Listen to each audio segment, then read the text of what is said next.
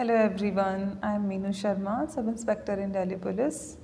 आज मैं आप लोगों के सामने सीपीओ मेंस की स्ट्रेटजी को लेकर हूँ।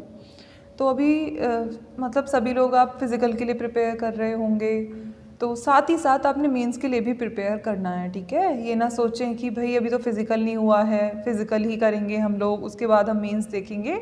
ऐसा आप बिल्कुल भी ना सोचें। आप फिज़िकल के साथ साथ अपने मेंस को लेके चलें, क्योंकि फिर ज़्यादा टाइम नहीं बचता है मेंस के लिए। और अगर आप सोच रहे हो कि 200 में से 150 मार्क्स मैं मेंस में ले आऊँगा या ले आऊँगी और मेरा सिलेक्शन हो जाएगा, तो आप बहुत ही गलत सोच रहे हैं।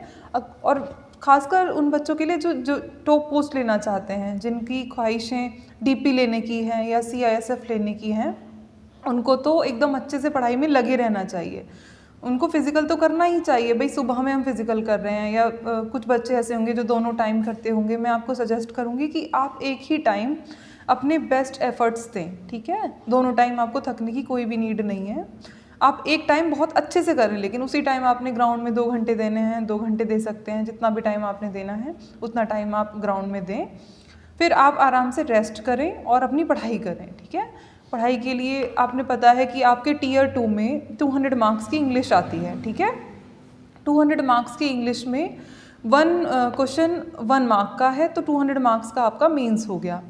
इसमें टॉपिक वाइज डिस्ट्रीब्यूशन भी मैं आपको बताऊंगी कि कितने क्वेश्चन किस टॉपिक से आते हैं, जिससे कि आपको तैयारी करने में आसानी हो और एक पूरा मतलब ओवरव्यू आप लोगों के सामने होगा, तो आपको परेशानी भी नहीं होनी है। कुछ टॉपिक्स तो ऐसे होंगे जब अभी अब मैं आप लोगों को बताऊंगी तो वो आपके पहले से ही अच्छे होंगे, उनको स्ट्रॉन्ग करने में आपको ज़्यादा मेहनत नहीं लगेगी, ठीक है। और बाकी आपको ये भी पता चल जाएगा कि मुझे किस टॉपिक पे कितना वर्क करना बाकी है। तो चलिए मैं थोड़ा नीचे देखूंगी, तो आप अदरवाइज़ ना लें इस चीज़ को। तो मैं टॉपिक, क्योंकि मैंने नोटबुक में नोट डाउन किए हुए हैं, सबसे पहले बात कर लेते हैं। 40 to 45 क्वेश्चन नरेशन और एक्टिव पैसिव से आते हैं। मुझे नहीं लगता कि कोई भी पर्टिकुलर बच्चा जिसने ग्रामर को अच्छे से पढ़ा है, सारे रूल्स वगैरह देखे हैं उनको, या फिर ये तो 2 ही चैप्टर है पर्टिकुलर, इनको तो आप अच्छे से कर ही सकते हैं। मोस्ट ऑफ द क्वेश्चंस इसमें इजी ही होते हैं। 2 से 3 क्वेश्चन ऐसे होते हैं जिनमें आप फंस सकते हैं, तो आपको उनके लिए ही मेहनत करनी है। मैं तो कहूँगी इसमें से आप एक भी क्वेश्चन गलत ना करें, ठीक है।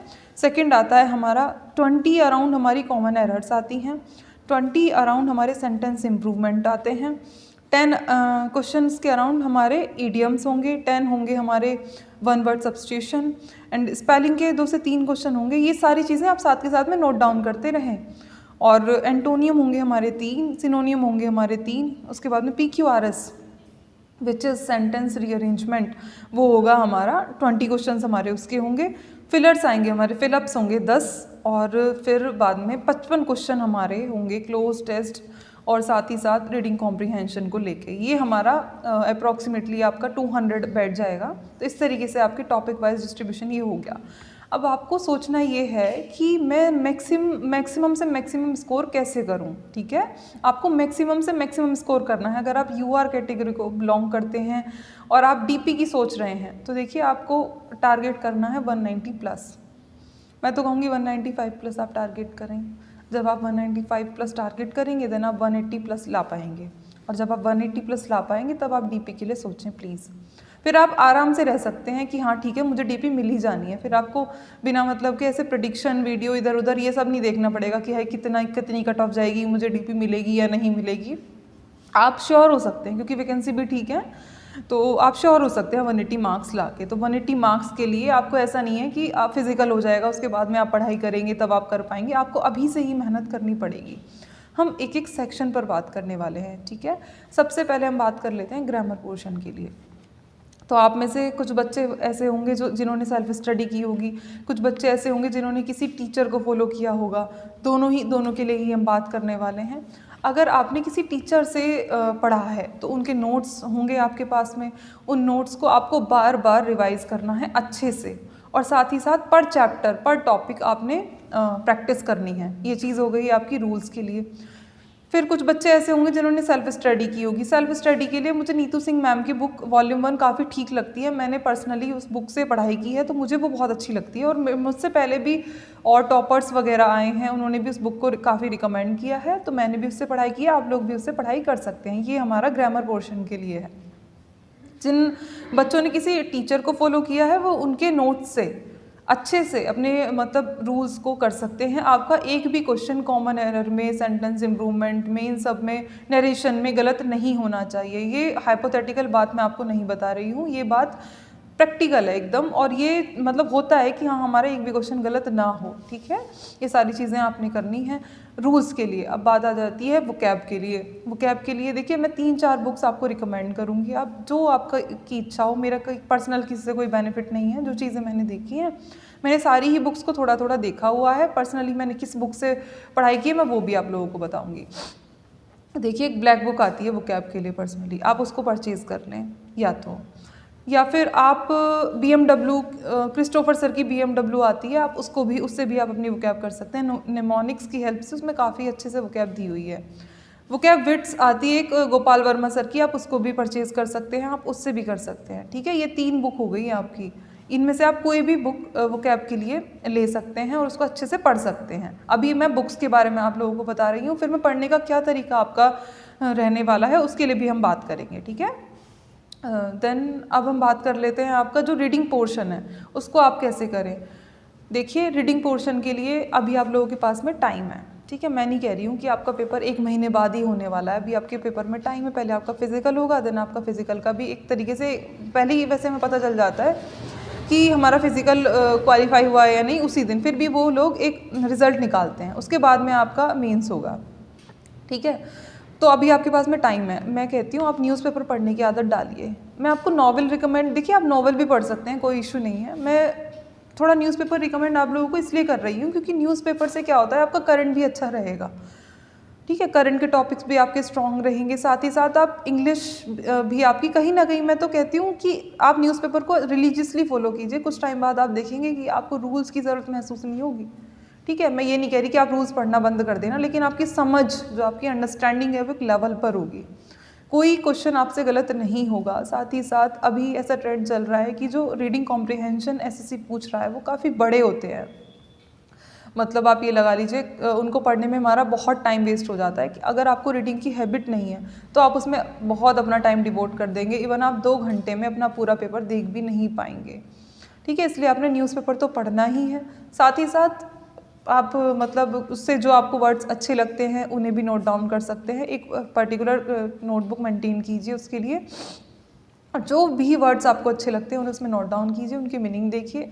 उन वर्ड से बनने वाला कोई पर्टिकुलर सेंटेंस आप वहाँ पे लिख सकते हैं जो कि याद करने में उस पर्टिकुलर वर्ड को बहुत ज़्यादा हेल्प करता है, ठीक है। इस तरीके से आपका ये रीडिंग जो पोर्शन है वो हो जाएगा। अब हम बात कर लेते हैं कि प्रैक्टिस कहाँ से करें। देखिए सबसे इम्पोर्टेंट चीज़ है मॉक। अभी क्योंकि आपका मेंस का मतलब पूरा मेंस नहीं है, अभी आपका पहले फिजिकल है, तो मैं नहीं कहती कि आप डेली मॉक दीजिए, बिल्कुल भी आप डेली मॉक मत दीजिए।